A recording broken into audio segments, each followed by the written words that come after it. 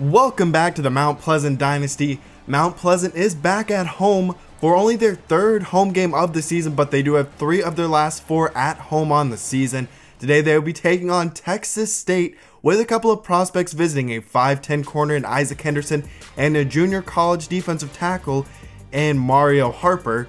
So this should be an interesting matchup. It's another future opponent for us. They are in the Sun Belt and they are led by quarterback Tyler Jones. He only completes around less than 50% of his passes, but he's a great athlete at the quarterback position and a veteran making over 30 career starts in his career.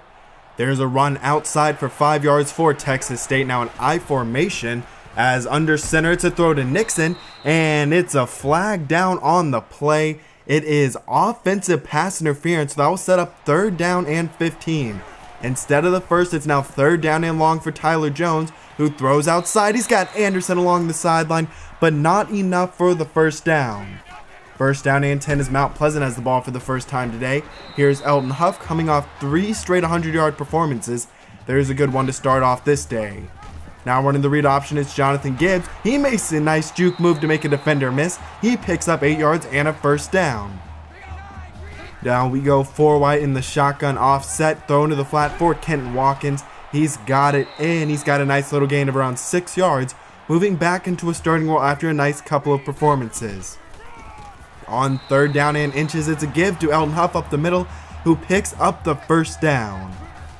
Still sticking with the shotgun, it's Jonathan Gibbs, a quick throw to Ricky Barrett. He's brought down, but brought down by the face mask, so that would tack on 15 yards to the end of the play. Just outside of the red zone now, it's a quick screen outside for Allen Harrison, who goes for 7 yards. But Harrison is shaken up on the play and will be forced to leave the game.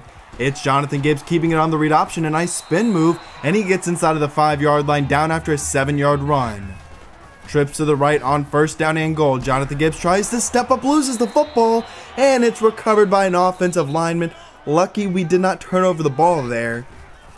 But it is now 2nd down and goal, a tight formation throw to McCall. He's got it near the goal line and is stopped just shy, so 3rd down and goal from the 1-yard line. Jonathan Gibbs drops back, throws. He's got Kenton Watkins in the end zone for the 1-yard touchdown. And we have now taken a 7-0 lead, pinning the extra point. And the extra point is actually missed by Nate Perry. That's the first missed extra point on the season for Nate Perry. You can see a mild concussion will keep Allen Harrison out for the rest of the game, as now Texas State is back to return the kick.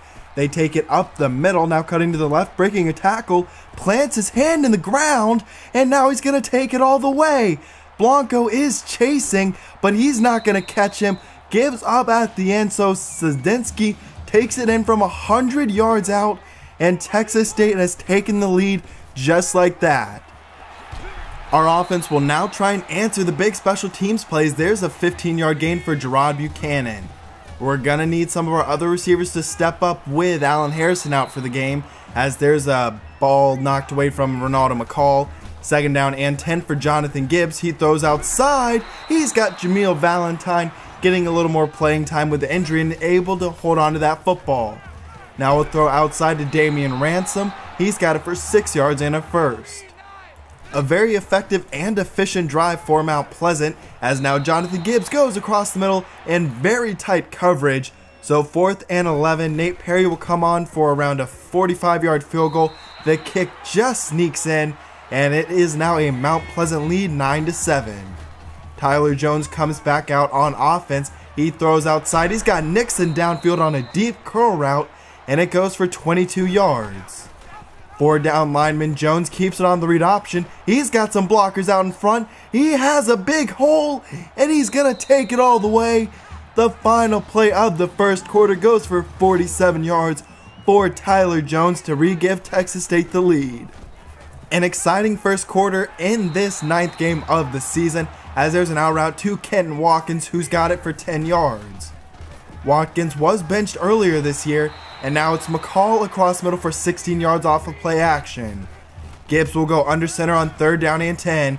Throws in, once again, good pass coverage on 3rd down for Texas State, as will be forced to punt the ball away. Tyler Jones keeps it once again on the read option, and once again he's got a big hole, and it is a 12-yard gain. We've got to do a better job of containing him on Quarterback runs.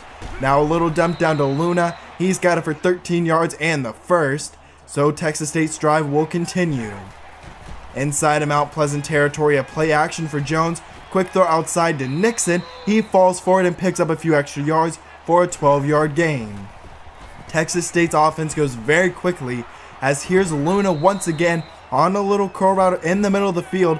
Just sits down in the middle of the zone and finds room. Now it's a run outside and it's a big hole, and inside of the 10-yard lane, a 14-yard gain for the Bobcats. After a false start that backs him up 5 yards, it's intercepted by Terrell Byers. A red zone turnover for Texas State ends their drive and gives the Mount Pleasant offense the ball back. It's Elton Huff on this play for 6 yards, and it'll be 3rd down and 2. A speed option outside. Gibbs is close and is stopped just shy of the first down line. So it is a stop for Texas State. Mount Pleasant is not able to capitalize on the turnover, but here's a big play down the middle of the field for Fred Nixon, a 39-yard gain. 2nd down and 5. Tyler Jones will roll out, throw outside. He's got his man Elijah King inside of the 10-yard line. A false start backs Texas State up 5 yards. Now they throw to the middle of the field. It is Elijah King once again. This time a 13-yard reception for a touchdown. It's now a 2-score lead for Texas State. 5 wide for Jonathan Gibbs on 1st down and 10. A quick throw outside to Damian Ransom. He's got 12 yards and a first. Our 10th on the day.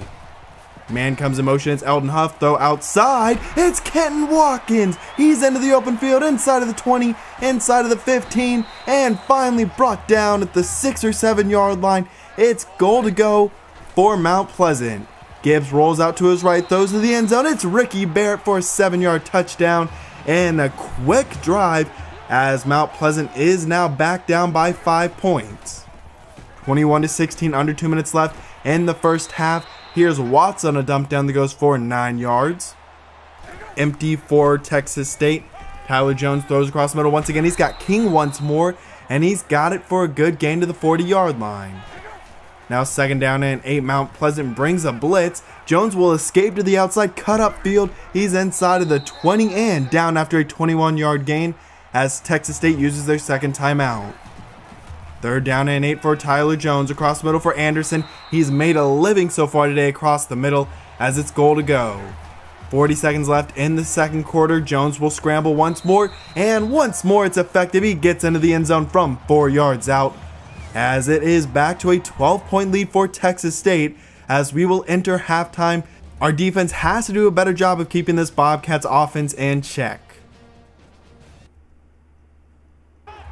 Mount Pleasant opens the 2nd half with the football down by 2 scores. They start off with a run as here's Elton Huff up the middle. He goes for 12 yards as the defender tried to rip the ball out. 2nd down and 9. Now a quick throw outside, and it's Kenton Watkins once again. He's nearing his season total on the day. Already 92 yards receiving, doing a great job replacing Allen Harrison, who's out with the injury. An out route there, or a corner route I should say, goes for 15 yards. McCall comes in motion on 1st down and 10, throws it his way, and it will go for an 8-yard gain, bringing up 2nd down and 2. Jameel Valentine comes in motion running the triple option. Gibbs will keep it himself, go for 8 yards as he takes it right up the middle. A good run. Once again Valentine comes in motion, and once again it's the triple option.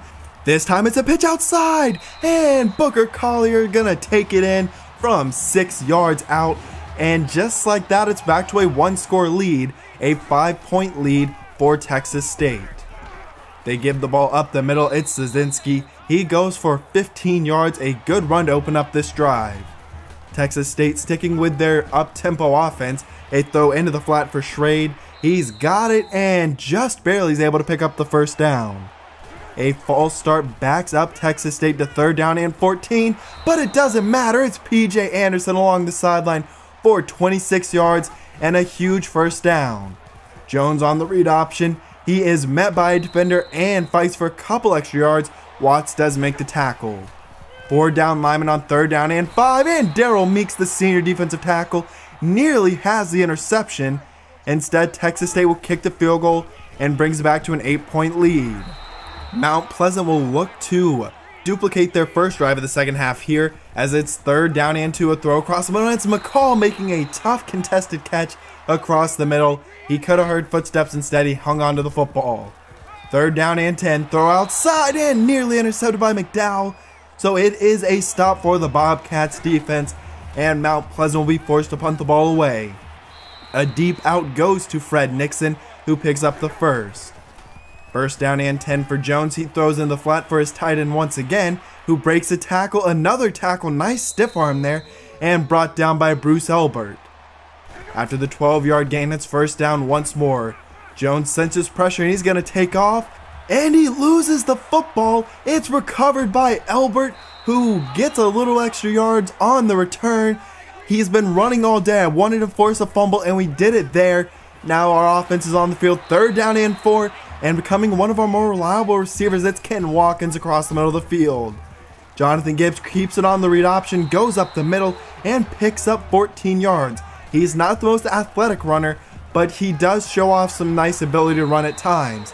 Now it's a bubble screen that goes to Damian Ransom. That puts us inside of the 10-yard line.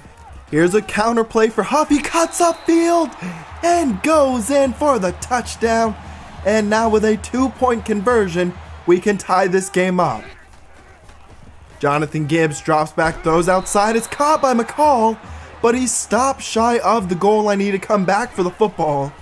So Texas State still holds a slim lead, as it's Nixon across the middle on a little slant route. Those have been very effective all day against our defense. Now on 3rd down and 5, Jones gives up on the play almost immediately, as he must have sensed the pressure and just decided to get rid of the football and not take a sack, as now it's Booker Collier on the offense back on the field, a 9-yard run. Huff is motioned on a little swing. Instead we set up a screen pass to the left. It's Collier once again who's able to pick up the 1st down.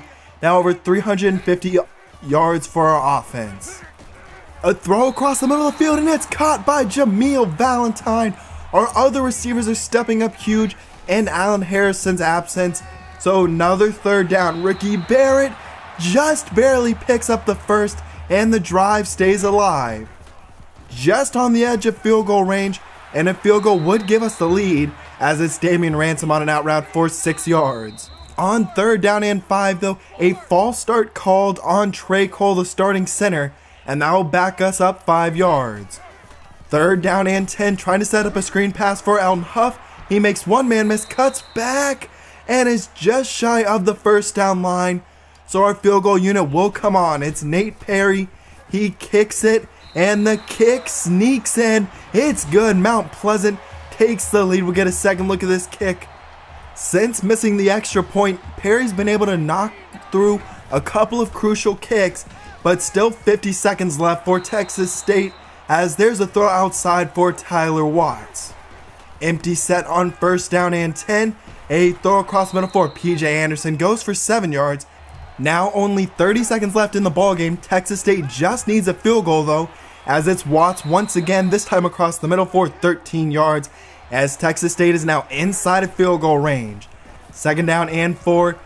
12 seconds left. Tyler Jones is going to take off. He's going to run for it inside of the 10-yard line, and brought down by a couple of Mount Pleasant defenders. 9 seconds left. 1st down and goal.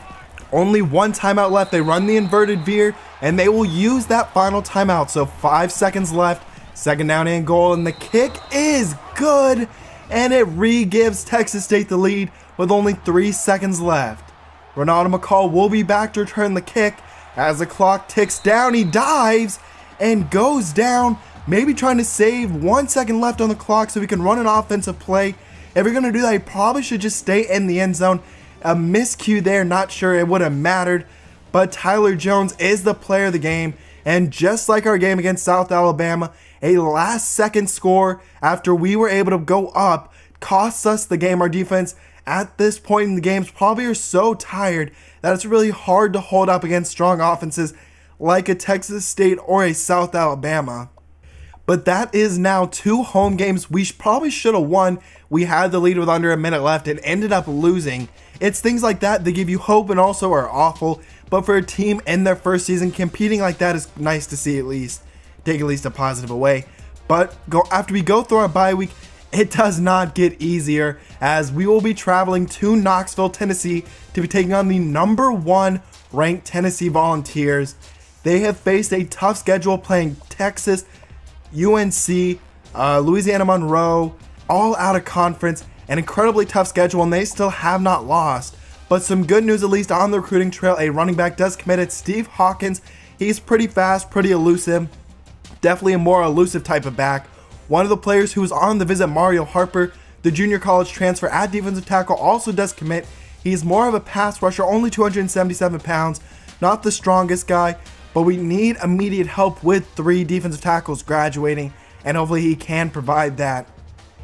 But this is a Tennessee with a lot of NFL talent. Cameron Reeves-Maybin, Derek Barnett, Joshua Dobbs, Alvin Kamara, all very talented players, and all could be seen on Sunday in a couple of years. So a look at the leaders in college football. You can see Corey Davis is your leading receiver. Drew Wolotarski was 3rd. Trey Hendrickson is 1st in sacks. And Daquan Brown is 1st for Fresno State in interceptions. But I hope you did enjoy today's episode. It was a tough loss, one that you would like to win to get our 2nd win on the season. But nonetheless, we have to move on and focus on maybe the toughest test on the season. It's either this or Clemson. And Clemson dominated us in all facets of the game. So we have to bring our A game if we want to even come close to competing. But if you did enjoy, please like down below, leave your comments on the game down below and our recruiting class. I will see you in Knoxville, Tennessee to be taking on the #1 ranked Tennessee Volunteers in the next couple of days, 'cause I'm out.